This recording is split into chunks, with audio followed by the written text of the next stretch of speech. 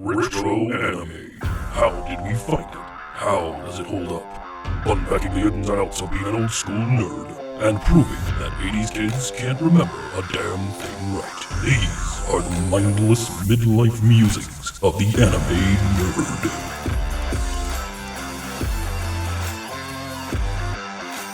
Welcome to Mindless Midlife Musings of the Anime Nerd. I'm Rick, and I'm joined by the rest of our panel, Vic, Brian, and Lynette. How's everybody doing? It's way sexier in person watching you do this. What? Well, I appreciate that. It's much sexier. I didn't think that'd be that. Oh my gosh. So we are in a rare situation today. Brian and I are recording from the same location, so it's going to be a good time for us, guaranteed. Be still my heart. Calm down now. Later. And you're on the bed. So, today is also going to be a monumentous occasion for us because we're going to be revisiting an anime that we've already done. We're going to be revisiting the sci-fi epic Akira. Wait. Is this just because Brian actually watched it? Because Finished. Brian actually finished it. Brian Oh. finished Akira. So we, as a team of panelists, experts in our field, must reconvene to discuss Akira. After 5.2 billion episodes, Brian finally finished it. That's right. Sweet. So it's just kind of fun. It was fun to rewatch because I always enjoy rewatching old anime, hence the show. But Brian, I feel like right out of the gate, everybody's going to want to know how you feel about this because we were all hinging on you finally finishing it. Fair enough. I'm not going to tell you. I am not going to tell. How dare going you, to sit sir? here. I'm going to sit here and let my viewpoint be solidified by listening to how we all talk about this revisit. All right. Well, that's fair. So as Fuck that. I did not like it at all. He held out I don't for, understand how you can sit we're there. gonna have to put a timestamp there. He held out for 2 seconds. Right? No. Oh my gosh. I feel like, when somebody tells you it's supposed to be something organic, then you hear like a study has found out that it wasn't organic, and if anything, it was worse food than what you currently have. like it had sawdust in it. Yeah, but it had asbestos. I don't understand. I do not like Akira. Sure. Okay, and with that note, we're looking for Brian's replacement as of next week. Well, that's gonna be our show. Thanks for tuning in. So until next time. No. It's, sweet Jesus. So well, now hang on. All right. So before your previous attempts to watch this film had gotten you all the way through the part where Atsuo is hallucinating about the toys coming to life. That's correct. That's how far you'd made it. That's correct. So I should have stopped there. all right. So let's elaborate on this. Now, you did not like it. I appreciate that stance, but I want to hear more. Can you talk me through what is it? What is it about how it went from the toys attacking to the end game? Where it happened? Take us on the journey. All right. So I'm at a point in time in my life where just because you say something doesn't mean that I have to accept it. Okay. Right? Sure. Oh my God, are you a If I curmudgeon? tell you The English Patient was an Oscar-winning film that was amazing, that doesn't mean you have to like it. I want to make sure I'm not even talking about alternative facts, like saying that the 2020 election was rigged. I'm not talking about that. I'm not saying that. I'm actually speaking about in a plot in a movie, just because you say that Tsuo or even Akira was this badass. Sure. Nothing really showed that Akira was the badass. Right. Yeah. And everything felt so disjointed and disconnected. Mm-hmm. One thing really didn't have to do with anything else. Okay. Tsuo and Kaneda, Mm-hmm. They're rivalry, their battle. Yeah, their rivalry doesn't even make sense because they knew each other in the orphanage. You know, if I knew somebody who's, why even have childhood friends? I could possibly, you know what I'm saying? Yeah. I have childhood friends. Yeah. This whole damn freaking podcast is based on us being childhood friends. So you're saying no matter how much of a dick I would turn into, you would not laser me in the face to save the Earth? Have you seen the planet nowadays? Because I mean, these are quite. That's a serious question. We have But it just, high-powered laser beam rifle to the face. You'd miss. it's not. It's not. That's not the part. The part is that Kaneda has been addicted to Tetsuya for so long. Oh, now He's absolutely been a bully to that. But I mean, we even talked about that in the last one. He was a bully the entire movie. but not he was to a bully to Tetsuya. everyone. Yeah, man. He was always like, "Oh, Tetsuo, you're such a little punk, man. I'll never be able to ride my bike." Shit like that. He was like, Well, that's get your gear for it, He was then. also proved right because Tetsuo tried to ride his bike and it didn't. He didn't really succeed. So, "So what? But what's I don't know make if your that's argument, really- Brian? What?" I don't know if that's really a dick thing to say because he said you can't ride my bike. Tetsuo said hold my beer and then went, oh no, I can't ride your bike. Right. So, does that really seem something like you'll be upset about? Nah, you proved me wrong. Curses. You know, it just doesn't feel like this is the way friendships are supposed to be. Without a doubt, I agree. You know, and it's just so unbelievable that these guys are comrades in art. Albeit, Yeah. we're talking about the whole gang, Yeah, the punk biker gang war thing. right? I mean, they're Another thing, why was the city so fucking huge? Neo Tokyo got big. Yeah. Neo Tokyo was so huge and still had nothing to do with the story. I feel like the size of Tokyo, to comment on that, right? In the 80s, Tokyo exploded, right? Tokyo, not literally. It was going through an enormous growth. And it was expanding at a massive pace. And, a lot of projections were that, Japan was going to be like tech mecca of the universe, man. It's tech mecca, but it's still fucking Japan. Yeah. I mean, Japan's the size of what? North Carolina? And yet Tokyo is still the largest city in the world. I mean, The most populous Or the city most on the planet. the most populous city in the world, yeah. But it is disgustingly massive. seriously, we didn't even need to wait for it could have been done in the 90s. Sure. It could have taken place anywhere without it having the whole beat in the future from like an asteroid that destroyed Tokyo. No, Akira did. Akira Akira did. destroyed Akira. Tokyo. Yeah. Akira destroys Tokyo in the opening, and that's Neo Tokyo's rebuilt from the destruction. Fuck that you. he had done. Fuck you. None of this. None of this. Send a letter to Otomo, okay? They Hold them explained that in the end. Didn't you? Yeah. Didn't you hear the old children? They were explaining that in the end. Listen to that. Say that statement Wait, one more wait, time. wait. You mean Brian? You mean you Say- watched it, but you didn't actually watch it? I mean, Say that statement in English one more time, and just put The that old- whole thing together. The old children If they- explained. The old children explained Akira in the end.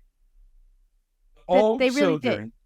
The old children, Lynette- as they were doing a repeat of Akira 2.0, they explained Akira. Oh, we had to wait to the end of the movie for this fucking explanation. Have Yeah, you maybe. watched the movie Yeah. The Audition? That's the, There's a movie called The Audition. It is a horror movie. It is a 2-hour horror movie, and the scariest moments are the last 15 minutes of said horror movie. No, I would rather watch that than this bullshit. And Now- now bullshit. I mean, Apparently, if you look, missed that portion, you really didn't watch it. You were just at it playing on screen. so now I'm kind of Brian, this is an 80s product, and there's one thing we've definitely firmly established about anime from the 80s. they had really shitty endings. Yeah, yeah. Like Fist of the North Star had a really shitty ending. This had arguably one of the more confusing endings you could possibly imagine. Unless you paid attention. Just Yes, yeah. You actually have to consistently, pay attention. consistently very. And I mean, just now thinking about it, like when I watched that in the 90s, as a young teenager, it flew over my head too. Like definitely the first couple times I watched it, like what the fuck just happened? So he's dead, but he's not. So They leave it like we're waiting for Akira part 2 come. And never did. We're still like 2 things are gonna happen in the endings. Ice is gonna return, and Akira is gonna return. Those two things. I mean, maybe, but I just hope Jesus' telekinesis is on point, because so. If not, we need to find them old children. Right? I mean, just say that statement again and see how you're supposed to. Old children told us about this whole thing. The old children took us to the end of the story. Like there's a whole thing, like little chunky old tattoo looking motherfucker. Like he's like even then, once you really think about it, those old children. Yeah. Why? Because they were from Akira's time, right? Yes, they're a byproduct of military experimentation on finding the God particle inside of the psychic brain. And Akira is the end result of said God particle. That's why they're old. Say this again and not try to make it. Say this again. Try not to go, all right. What the fuck? So now we're supposed to have done this at 18. And here we are in our 40s, and this shit is still blowing our minds. So now the God particle is something that's not just in Akira. It's been the whole concept of a God particle has been present in several different kinds of science fiction. What are you guys talking about this insane cadences? How are you guys talking about this? Like, this shit makes complete sense.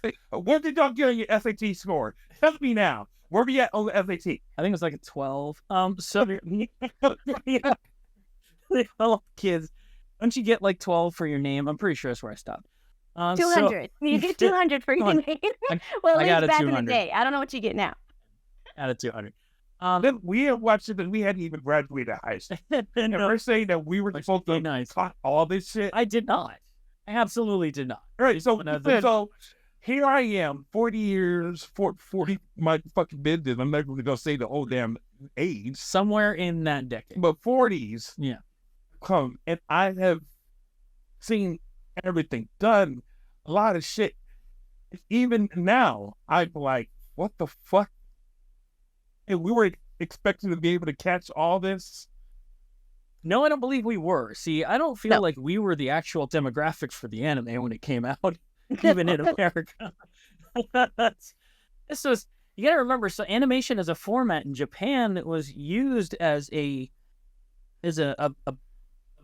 crutch to lean on, because they didn't have the kinds of budgets American movies had. So a lot of the product got made into anime because it was a cheaper format to do. Yeah, it was a cheaper format to do, so they were able to do that. Now, this is a really hard stance to defend when you point out that it is a comic book. So, but the material was aged. You don't even believe in the. You guys don't even believe in the strength of the writing. This was written by far somebody who thinks that we're stupid. And they're like, we're going to put all these words in here, God particles, lasagna. We're going to put all this shit in there, and then you got no supposed to accept it and say it's good. I am standing up for us. I'm standing up for you, Vic. I'm standing up for you, Lynette. I'm standing up for you, Rick. They wasted our fucking time. It gave us some great pop culture. we all talked about the whole slide and how revolutionary that was to animation. Mm-hmm. I'll give you that. Sure. Everything that they did in there has been done better before this. Orbital beam cannon, and better. Mech, better. I would take. We're talking about Kaneda's bike. Yeah. Have you seen a fucking Cyclone? The shit has been done better. We're supposed to accept it, and I am putting my foot down. Fuck y'all. Fuck it. No, I refuse. I'm gonna need you to lift that foot racket back up. Yeah, because of the two bikes, people, if you put Akira's bike and whatever bike you just mentioned, more people will notice Akira's bike than the other bike. Because I have no idea what that bike is that you were talking about. The Akira slide is quite possibly the most mimic bit of animation in animation. Well, he absolutely did not contest that.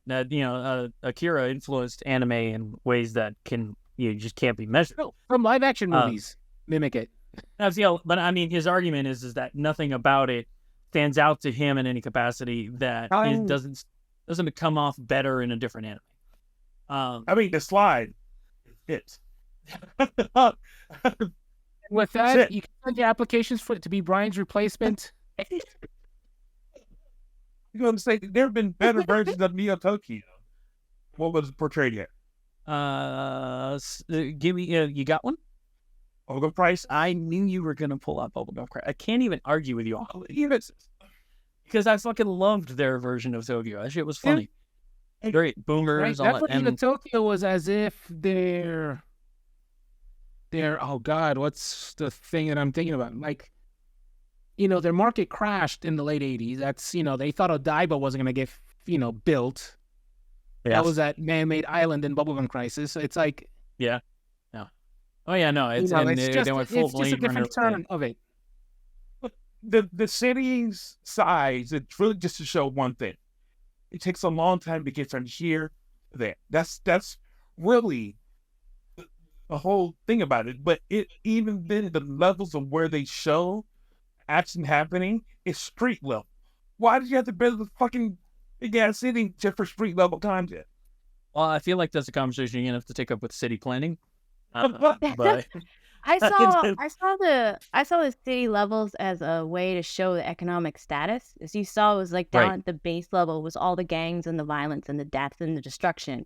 And then as you moved up, it was more along the lines of like the higher level people. So basically what happened was if you were crap and you were nothing, you lived in the slums, which was on the lower level, the base level, which means that your car could get blown up by motorcycle gangs for no reason. You could get killed by motorcycle gangs and nobody's really going to care. But it's the upper levels that everybody really worried about. All right, so let's take that premise, right?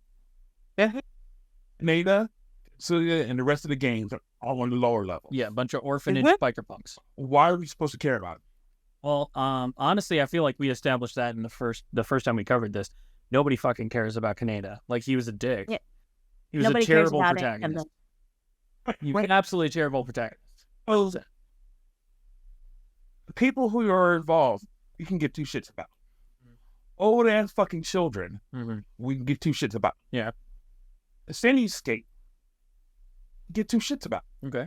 The rioters, we can get two shits about because they really don't even have anything to do with this story because it's not like they're the ones that the whole reason why they were writing is not like that was ever brought into Akira's story. Like Akira was for the people. He would have rioted too. Right.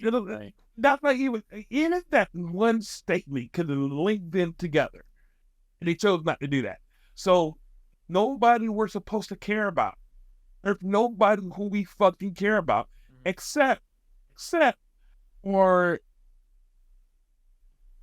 female. And the only reason why we care about her because she gets hijacked into the fight. She was a freedom fighter, so she was in the fight. No, she was in the fight, but then she gets hijacked by who? Like her powers start developing too, right? Oh, right. Well, because she apparently has latent abilities that just weren't accessed. See, kids that were for the Akira test, the old kids that like they had latent abilities in the old God particle science experiments and all that. Like They were supposed to experimented on, augment. yeah. And the Right. girl is So it's like, what you would call Gen 2. She came Yeah. naturally. so they're like, Whoa, she's got power, bro. it's the story, and that's kind of where it's like it's rough, right? The story isn't Kaneda's story; it's Tetsuo's. And Tetsuo's not a particularly likable person. You're sort of watching him slip into madness this whole movie. But it's him, like, I don't want to say it's a coming of age allegory, but it kind of is. Like, it's in the sense of he's coming into his power and understanding, trying to figure out who he is. Or But like it's, coming to terms. yeah, coming to terms with it. You guys sound so exasperated. Just trying to get this point across. I think the challenging there- part. I think the challenging part for me is that you have to have the old children explain it. That's and Yeah. they're more like background music. If you don't pay attention to what they're saying, you don't know what's happening. Like they're So- saying Tetsuo is too old because Yeah. what he's experienced in his life has made him very negative and very angry and very violent. So when they activate this extra part of him, he doesn't take it to a good place, which is where they should have gone. He takes it to a bad place, which is what a lot of human nature is. You know, if you have a choice to take it to Ultimate a power good place, creeps. which is harder, Yeah. you take it to a bad place, which is easier. So basically, he found the power to overpower his enemies. And like all bad guys, they put on a cape and you just kill people. And that's exactly what Tetsuo did. He was the embodiment of every negative aspect of human nature. And that's what the kids were saying in the background. You know what? That's very good. So, don't need to get into my history or anything like that, but I am currently dealing with the definition of romantic versus the traumatic, right? Sure. Where we are dealing with, let's say somebody likes somebody, right? And you have the romantic version that you can pursue that person, and that's when you are Standing outside their house in the middle of the night with cue cards while music plays. And okay. that's the romantic, or you have the traumatic aspect of it. I mean, you're trying to club them over the head and just reel and steal, and say is the negative emotions Yeah. of it. So that can make sense to you. The reality is that if we're talking about the traumatic version, and that's supposed to be Tetsuo, it never once even bring in somebody who's on the romantic side. Even Freedom Girl is from freedom fighting for the terrorists. There is nothing about it that's pointing to the romantic aspects of it. The old kids, they're still from the traumatic version, because guess what? They were experimented on.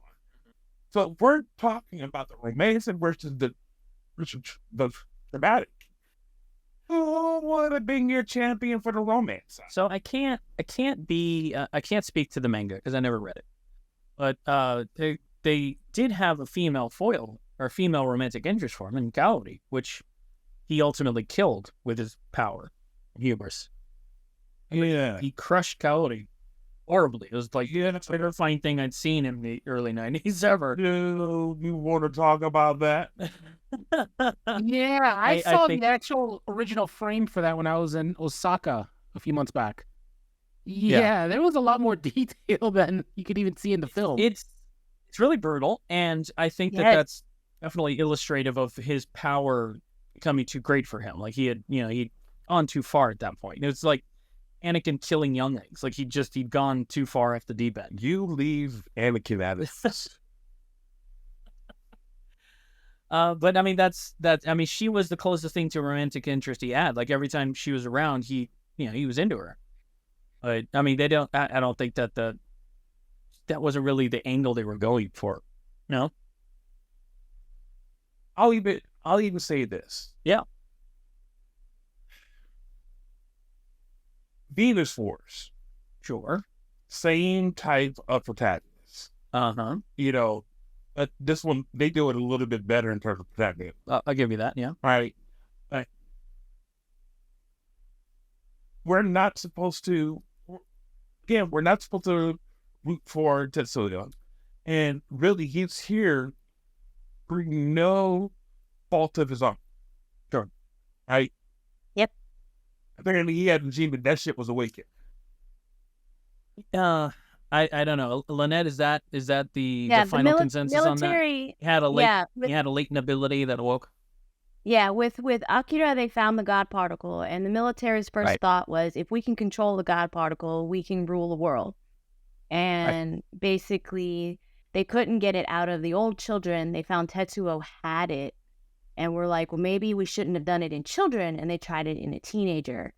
And that's where everything went to crap. Because if you watch the military general, he is really focused on safety, security.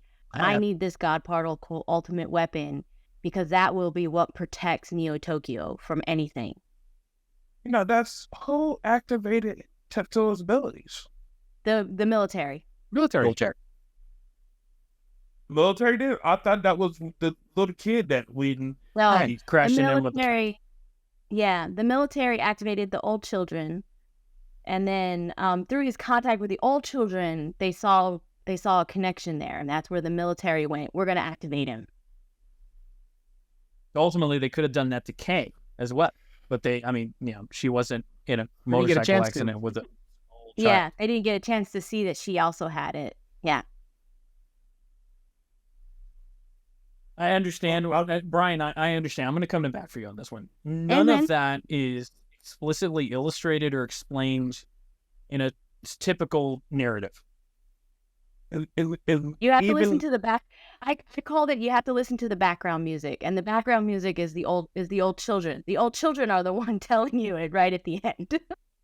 Right, and it is frustrating. Three had decades worth of watching experience of this. Yeah, I had to watch it twice just to see it. And I know that as a manga, the narrative threads, probably run a lot longer, and you've got a lot more built on it, and they're probably able to get to that. But when they adapted this into an anime, a lot of that, absolutely, I agree with you, did make the cut. And not enough that I was able to understand it without revisiting it. And if it weren't for the quality of the animation, probably wouldn't have revisited it, because I remember the first time I saw it, I was like, holy shit, this is amazing. Ooh, anime titties. Oh my god, what the fuck did they just do to that kid? And then I was like, how did that end? And that was like...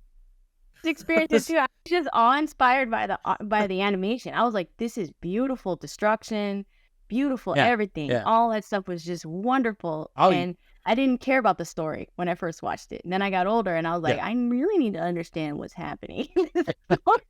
Yeah.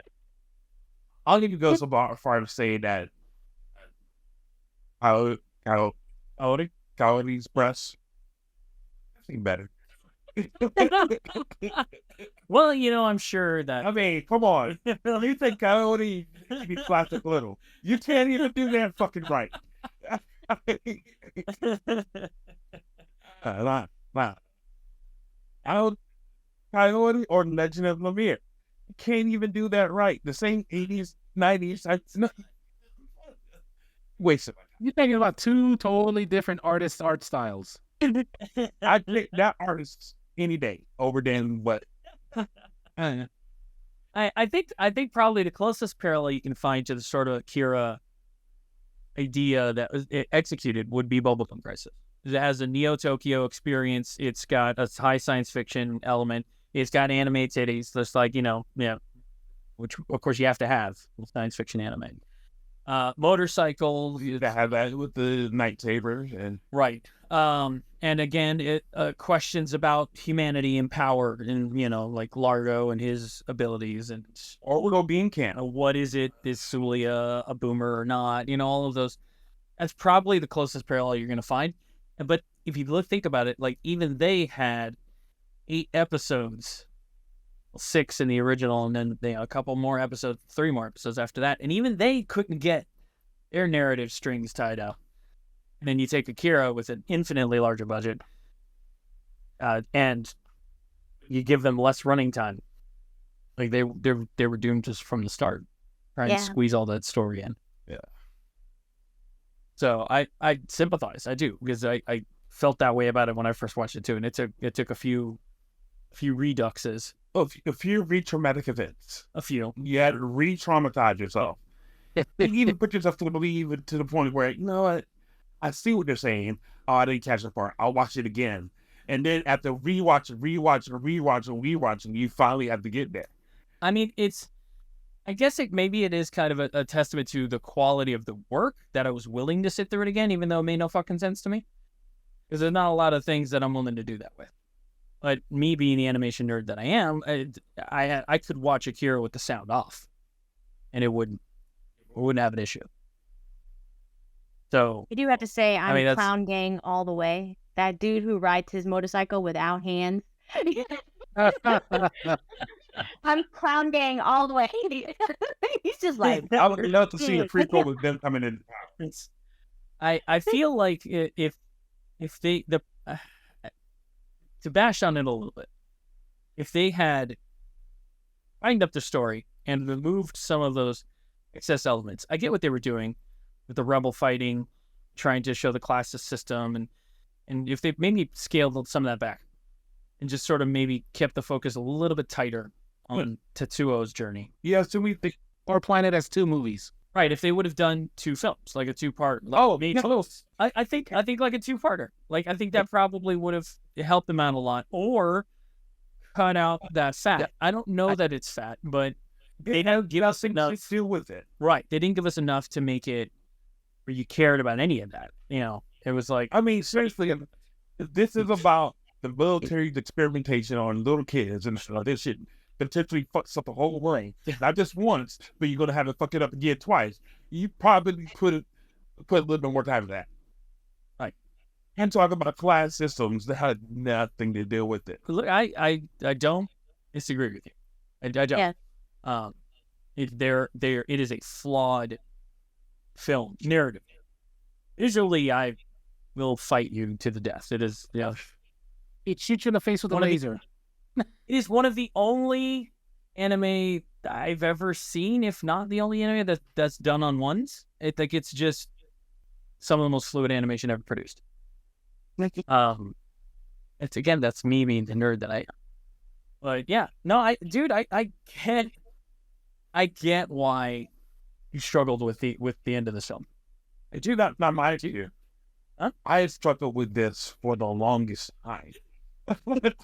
I finally powered through.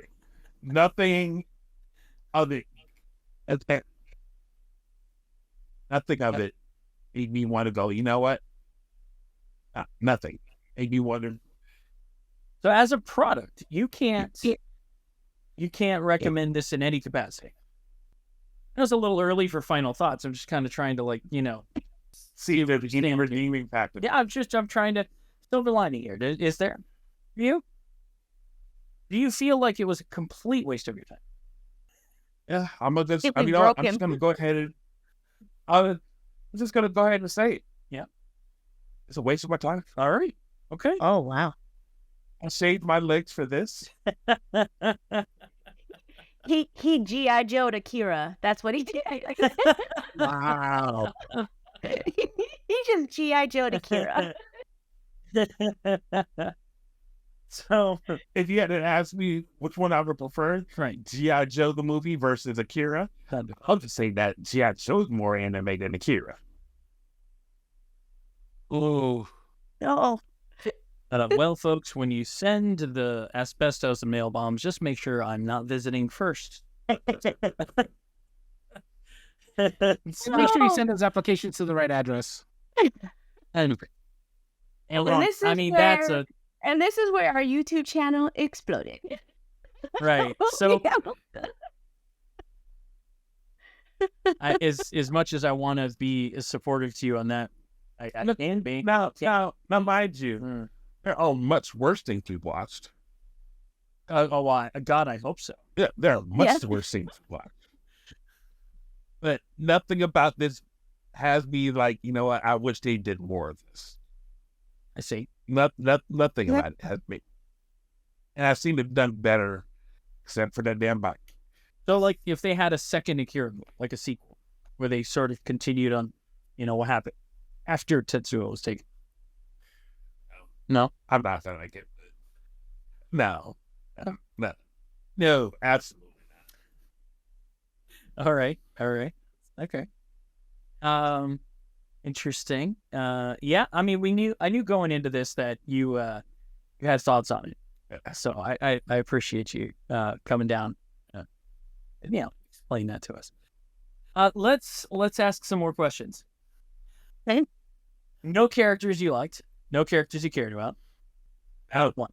Not a one. All right. That's fair. No, Okay. no, I just sat there and thought about it. No. What about you guys? I know that we established in our first time covering this that a lot of the characters, almost or all the characters, were pretty well unlikable or unrelatable. But were there any standouts for you guys that you felt like were, I don't want to say hero worthy because I don't really feel like any of them were really hero worthy, or intriguing enough that kept you engaged? Or was it actually solely just the animation that kept you going? I don't think any of the characters are supposed to be likable. Because if you notice, no one was really in the right. The military was in the wrong. Tetsuo was in the wrong. Kaneda was in. Everyone was in their own level of wrong. Sure. To say it simply. A lot of damaged goods in the movie. Yeah, I don't think you're supposed to be able to relate to anyone because it's supposed to be like the worst example of humanity. So if it's supposed to be like this, like a story about, classism, classists, and we've got social hierarchies and whatnot, and the traumas of, people in the lower end of the social hierarchy, it's basically a villain origin story is what this is. Mm-hmm. I would have to say that I paid attention to two characters the most. One it was the doctor, and the other was the general. And mostly because they had more emotional investment, more on-screen chemistry. They had more emotional investment in what they were doing. Like, if you saw the general, he actually cared about the children, if not for them to be people, but because they were tools that he could use in the future. Assets. But he did have a care for them. Like, he wanted them treated well. He wanted them taken care of. He wanted them protected. Because if he had to pull out the big guns, they needed to be well taken care of. They had to be well-oiled machines. Right. I liked and he stuck to that throughout the whole piece. He never got overly emotional. He never got really crazy. He was just like, I need my guns. I want my guns. You're going to give me my guns. And that's pretty much what he did. And the scientist stuck to his piece of he wanted the God particle. He wanted to be the one who said, I found the God particle. I did it. I have it. Even to the point where he pushed Tetsuo past what was safe because he wanted that thing. Not for science. Not for weapon. He just wanted it. Because that he was wanted to be the one that did it. Yes. He wanted his name attached to it. Like when people find a planet, you can put your name to it or whatever if you discover it in space. Yeah. That's what he wanted to do. He wanted to have God particle - his name.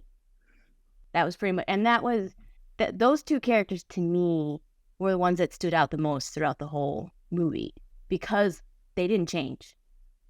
They stuck to what they wanted. Yeah, I mean, I follow that. I do, especially the general, who annoyed the shit out of me probably the first couple times I watched it. He's not a good person, but at least when he walked into a room, you knew. Yeah, his orders, and his orders, but even in the end, he was like, even my superiors are idiots. Like, you guys just don't get. He was the guy in the tinfoil hat. Like, he was the guy that was like, I've been telling you guys for fucking ever this is gonna happen, and now it's happening, and you're telling me no. It's happened because you made it happen. I mean, technically, yes. Yeah. I know. If I take this knife and stab my tie, it's gonna go down, and you have nobody else to blame but yourself. I don't know. Catastrophe doesn't happen on its own. I mean, all it takes is a little push. I didn't like Tetsuo, but he was what kept me watching it. Was watching his mental breakdown. Yeah, just kind of watching his mental breakdown. Just sort of like following that flow. And now, for me, didn't get a lot of the especially in my youth, getting a lot of the classist societal, things out of it. Right. What I was watching was a kid who'd been bullied. I was watching a victim of bullying and and him getting power. It's like what would have happened to Clark Kent in the really real world. You know, he would have gotten superpowers, and it would have been that movie Bright. He would have freaking decimated people with those powers because that's what happens. But you're saying that he was bullied. Yeah. I mean, he was bullied a ton. He only joined the gang because Anita like helped him out, and then he was like his little brother the rest of the movie, and treated like a really shitty little brother. Is there any other kind? Do you have a different read? Well, I'm the eldest, so I have no read on that. It's it buddy. So Go ahead, me. I didn't see it as a bully. All right. I saw somebody who was more jealous as opposed to being bullied. No, he was definitely jealous of Kaneda. Right. But the jealousy was his own doing. Sure. You know what I'm saying? It's not like Kaneda just stated some facts. Can't write from and let that scale some facts. Especially tuned to me. You can't write it. Right. And not only that, anytime something went down, Kaneda was there trying to help him. You know? Yeah. So you get jumped because you stole my bike. And your girl Amber gets assaulted. She gets sexually assaulted because of you. And we're here. We're the one that stopped that. Mm-hmm. And then when I try to tell you, hey, man, you gotta chill out. Your first response is, I don't need you telling me what to do. Mm-hmm. You know what I'm saying? That's not bullying. That's like, hey, man, how did the fuck up? That's some tough brother figure love. Right. He's trying to keep his little brother in check, you know. Yeah. Keeping you in check. But the thing about it is, he was in there doing the dirt too. You know what I'm saying? Oh, yeah, no, I mean, he was a belligerent older brother. But he was a gang member. Yeah. And they went riding out searching for the people. Yeah. And then those people found him. Right. The clowns, yeah. The clown found him. So is he a bully or is he comeuppance? No, when I met bullies, I was talking about like in the flashbacks they're showing in their youth at Tetsuo was kind of being bullied and Kaneda like stood up for him and then kind of became a brother figure to him. And that's why they were, wrote together. Right. Together. You're mad about him. No. All on your shit. You're like, that's what brothers do, man. Like, I would have to say that's probably like little brother. That's like the little child, youngest child syndrome. I mean, my brother remembers stories about me that are very, very harsh. Like I was evil to him, but like if you haven't, one day he'll sit down and he'll tell you all sorts of stories about how evil I was to him. Now I was mean, but the way he sounded, I was like serial killer evil. Like I wanted to wipe him off the family tree. But I think that's where that comes from. Is like his little brother syndrome is. He sees everything like I will forever be in Kaneda's shadow. I'm never gonna be better than him. Everybody's gonna say. And you gotta remember all these neuroses that he's got, coming from his growing up in an orphanage and being bullied and having to rely on Kaneda as his big brother. All of these insecurities he's got are only amplified when he gets his powers. Right. Yeah. So, but again, it's not he was bullied. As a child. Not by his brother, Kaneda, per se. Yeah, you're right. At that point, he had engaged in criminal activity. He was a biker gang member. They'd engaged in on-street violence. They'd arguably killed some people because that bike fight was pretty brutal. Sure. Yeah. There are very few chances of taking a crowbar to the head and falling off the bike at God knows what speed. People survival. Right. Or so the I arm don't, getting ripped off as it's run over. Right. I'm certainly not saying that he's a hero in any capacity. He had engaged in horrible violent crimes. He was a criminal. At the time of him getting his powers, he had already become a criminal. And to what Lynette said, that's absolutely the problem, is that they'd chosen somebody older to give this power to, and like an idiot, they thought they'd be able to control him because he was older. Which, hello, have you ever seen puberty? Like, you don't control teenagers. That's just not how it works. It didn't go well. So yeah, it's but he was engaging to me as a character because of watching his descent. I never had that problem of feeling like I was ever in a sibling shadow because I was the eldest. If anything, my sisters probably have horror stories about me. But watching power corrupt, that's the part that kept me watching. Wouldn't it have been better if they had made somebody who was supposed to be the opposite? Somebody who's altruistic and like Right. And then that person gets the power at the same time. You know, that's where you're saying, you know what? Not only that, the alternative being could have been somebody who could help redeem him. Because really, their whole plan was we're just going to control, alt, delete everything. You know what I'm saying? So we're just going to say, you know what? Try this fucked up. We're now going to go to a better place. Deuces be out. We get the bill for all this destruction. You know what I'm saying? Well, to be honest, not everything needs a redemption arc. Sometimes stories just are meant to be dark.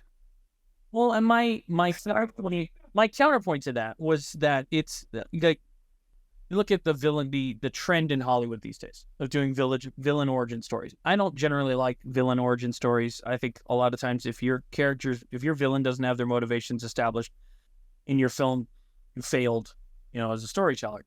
So movies like The Joker, which everybody fucking loved, I loathed because to me, like, he didn't need an origin story. But there's no Batman in that. All on that one. There's no altruistic counterpoint to watching that character's descent into madness. I would argue it's probably the closest thing you've got in Akira.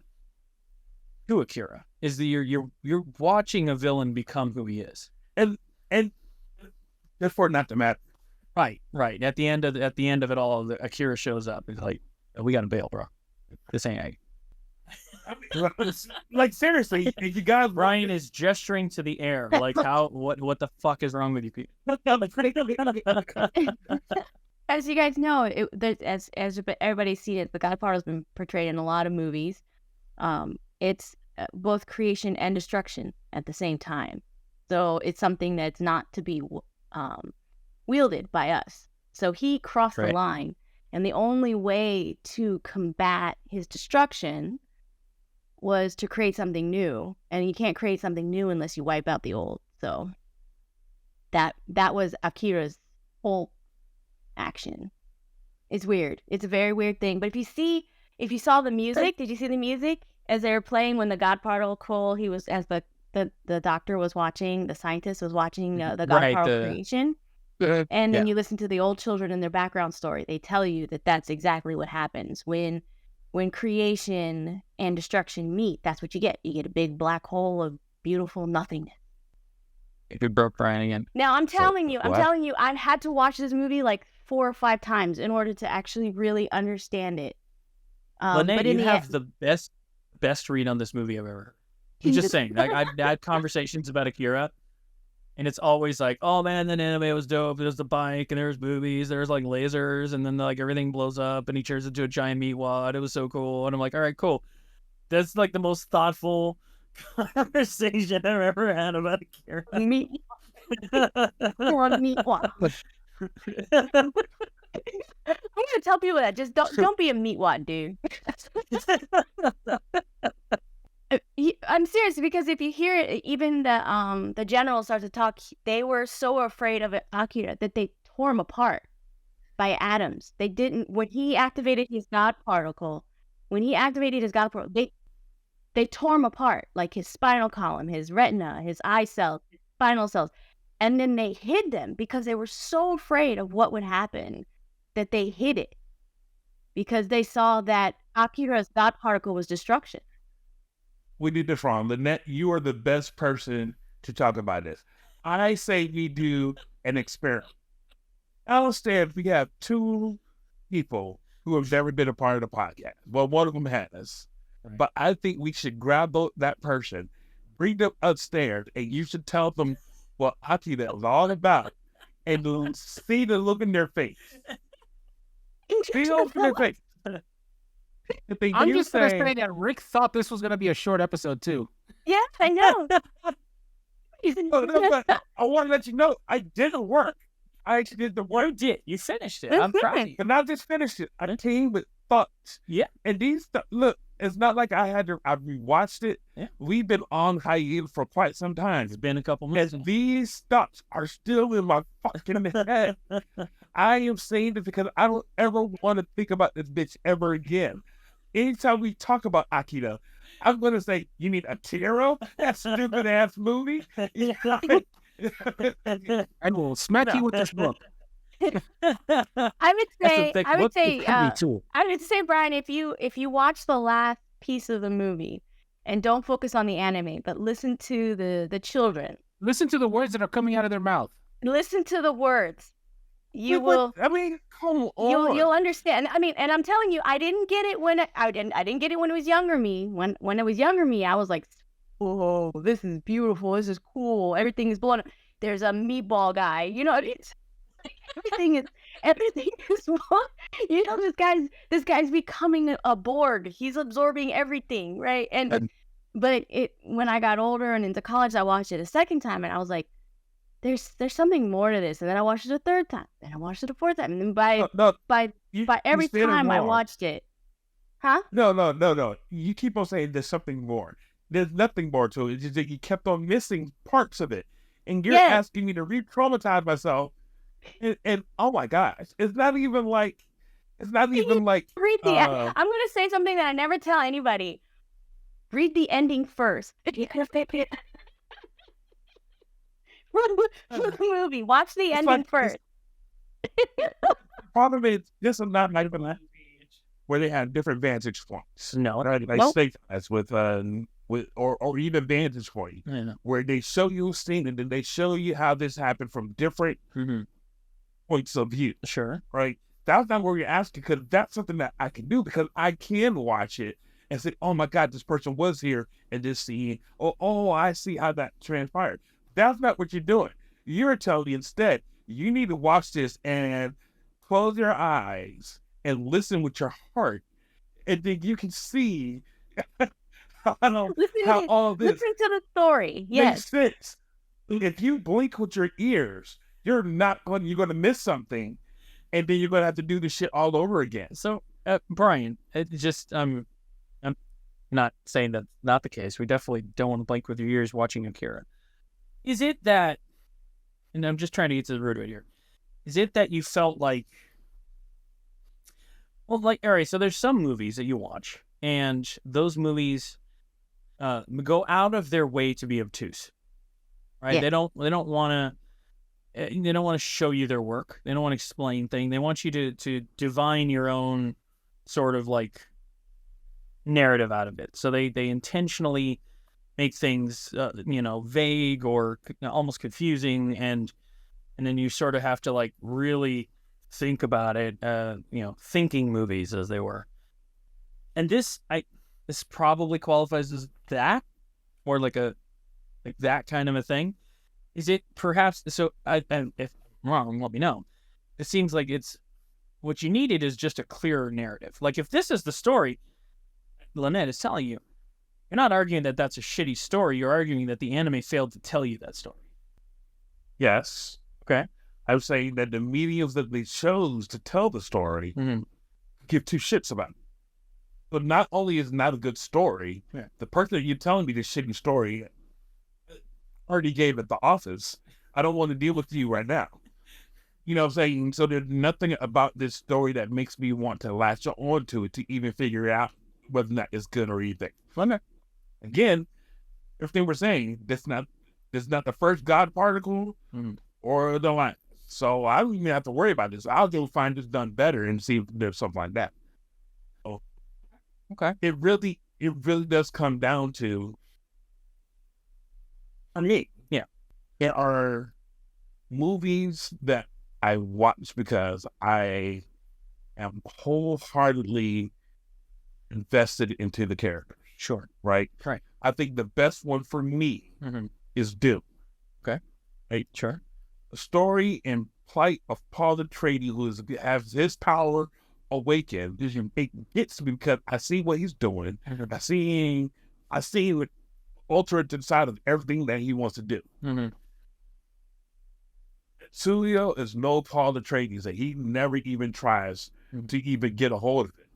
I see the struggle. You know what I'm saying? All right. If they had did a better job of even showing him trying to overcome the traumatic aspect of it, or seeing if there was anything that would have redeemed him, nothing that they gave you would have ever got him to get off that high horse or to try a different route. Gotcha. As a result, it's like, well, you're going to destroy everything, the people who did this to him. Good for you. I'm up it. All right. Well, let's kind of wrap up this rewatch. Okay. Wrap it up. You want to start? I mean, I feel like you kind of like really just put yourself in there for final thoughts. Like, I want people to know that for years I've watched this. I've tried to watch it. I never could get past this point. And we talked about it. Yeah. And that's the toys. The toys disturb me. I realized this is just really as I was when I decided I was just going to jump off, you know, and I'll go stop. Disturbing is not a reason to continue watching something. And as we said, there was nothing romantic about anything that's happening in this movie. As a result, if I want to watch trauma, I'll just go ahead and talk to my therapist. You know, right. I don't need to watch. I follow. Yeah, I mean, as somebody who deals with depression and deals with what it means when negative things could potentially take over your life, I need to see hope. You know? And what this movie basically is a physical representation of hope failing completely. There's no hope. Right. You know, nothing in this is hope. Gotcha. And hell, I'm even supposed to root for the guy who's killing his best friend. Right. Or, yeah. And like hell. Right. There's nothing redeeming. Gotcha. So why would I waste my time? Okay. All right. Well, thank you for that. Let's go over to Vic. Vic's revisiting Akira again, and it's been a lot. 30-something years since that movie came out. You did. And you just had the pleasure of visiting the exhibit in Japan. Yes. So talk to me about Akira for you and how it hits now. It hits me the same way it hit me last year, the year before that, every couple, you know, past decade. It's, how do I explain this? It's a hemorrhoid that comes back every year. Not whatsoever. It's, every movie doesn't need a redemption arc. Every movie doesn't have to be romanticized. You know, granted, not every movie needs to be trauma. You know, there's different types of movies for different types of people. Brian didn't like it. Brian didn't like it. It's okay. He's wrong about it, but that's okay. You know, not really going to fire him over it. You know, it's his opinion. He's entitled to it, even if it's wrong. We'll let him be. But end result is, you know, form your own opinion. Watch the movie, or don't watch the movie. You know, it's not like one of us are going to go out there and break your leg if you don't watch the movie, or Brian's going to run out and, you know, break an arm if you do watch the movie. Just watch it. Lord knows we can't find you. There's absolutely, like I said, everyone's entitled to their own opinion on the movie, just like everything else. You know, some people are going to like it, some people not. You feel that this film is worth those people exploring to form that opinion. Exactly. And, you know, pay attention to the voices in the background. The little voices inside your head from the little children, the little old children. Yes, because if you're not paying attention, you will miss a lot of crucial backstory. All right. Like Brian did. Thank you. Lynette, you really honestly did provide some of the most clearful insight into this that I'd ever heard. So I'd really go ahead and let us know about it. And I'll say, I would rather listen to you than little old kids. So yeah, talk to me about it now. You've seen Akira a few times. Oh, and, yeah. You know, how's it sticking with you? I love it. Mostly because I feel like Akira does the job that it's supposed to. If you watch it, you're gonna have questions. You're gonna hate it. You're gonna love it, but you're gonna talk about it. You're going to want to talk about it. You're going to want to discuss it.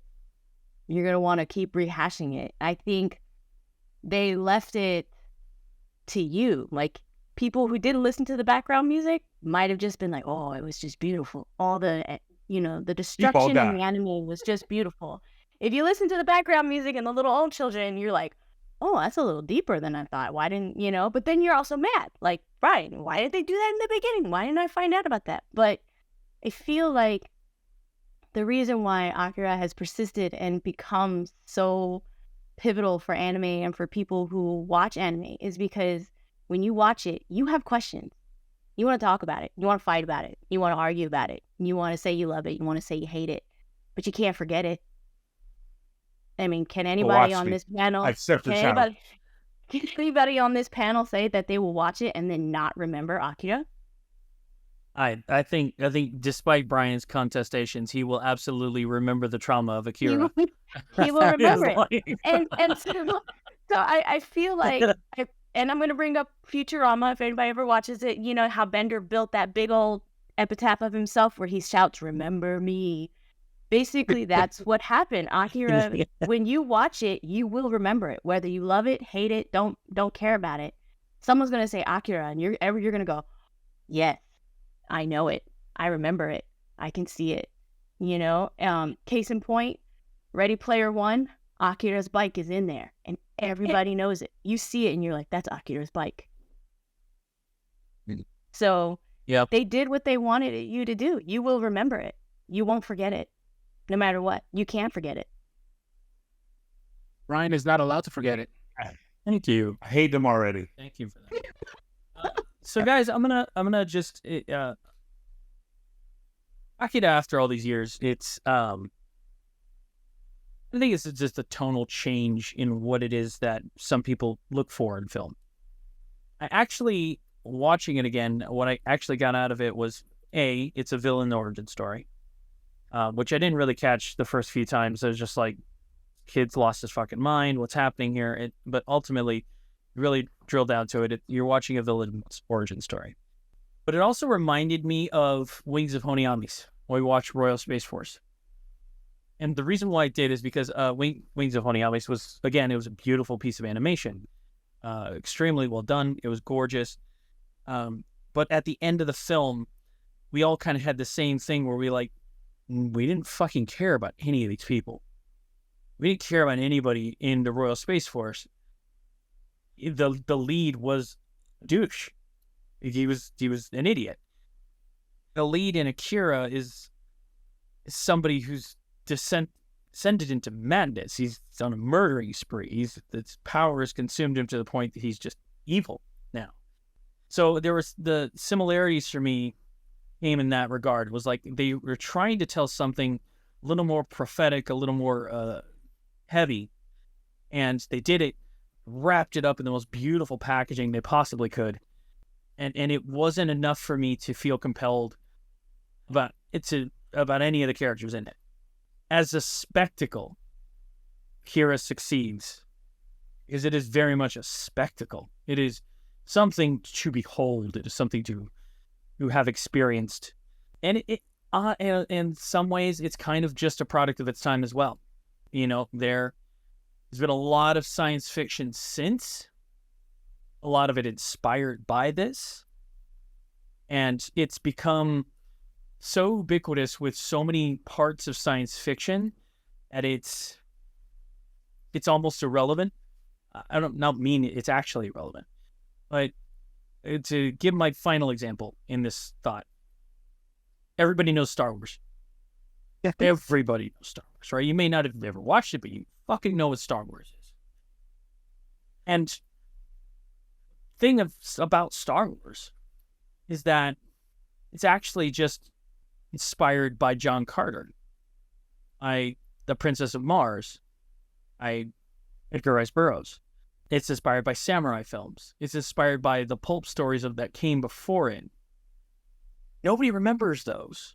Or if they do, they don't remember them like better than Star Wars. Star Wars was birthed from those things. John Carter came out as a movie and it bombed harder than, anything. It was the backbone on which so many science fiction stories we all knew and loved, were built on. And I think the longer we're around, more Akira is going to maybe be that, where it's its own, it's just a product of its own demise. It's just because it was so famous, it was so popular, it was so incredible, everybody's copying it. Everybody's evolving on it. Everybody's forming different stories that revolve around the same concepts, and it's going to become this thing where eventually it's going to be a John Carter. It's going to be this movie that people watch and go, why didn't anybody like these guys? They're all assholes. And it's not going to be able to withstand the test of time. Visually, as a spectacle, will absolutely stand the test of time. I think my fear for Akira, my fear for that, is that it is set to have the same fate as all pioneering things. Pioneering books, pioneering anime, pioneering films. They become so famous that they're the joke in the room at the end of it. I don't know. For me, I still enjoy watching it. I'll still watch it. I still get a high out of watching beautiful destruction, the amazing action sequences, the animation, all of that. It still pulls me in. Foster integration. But like I was telling Brian, I could watch it on mute and still get the same thing out of it. So yeah, I don't know. I guess at the end of the day, that's all we can do with Akira is try it out and see where it lands for you and see where it's going to end up. It's a beautiful piece of spectacle that has changed cinema and just all of cinema. So it's a point in history. And other than that, I'll leave it to you guys. Right? Everybody else can write us. Let us know. We've done Akira twice now. I would love to hear from listeners. What is it about Akira that draws you in? What is it that keeps you watching it? What is it that you hated? Ellis, let's have a discussion about this. I think it'll be really interesting to hear everybody's thoughts. So that's gonna do it for our show. Till next time, keep calm and data. You've just been privy to the mindless midlife musings of the anime nerd, presented by Geek Grotto. For show notes and corrections, or for general geeky fun, you can visit our website at geek-grotto.com. If you're listening to us on your favorite podcast app, please like, follow, and subscribe.